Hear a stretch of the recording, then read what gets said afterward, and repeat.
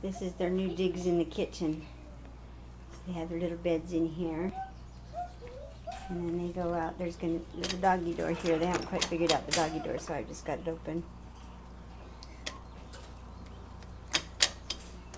And then the big dogs use the other doggy door and they go out on the deck over here. And then the puppies go out on the deck over here. I'll probably move that box because I'm sure they're not going to even be in it anymore.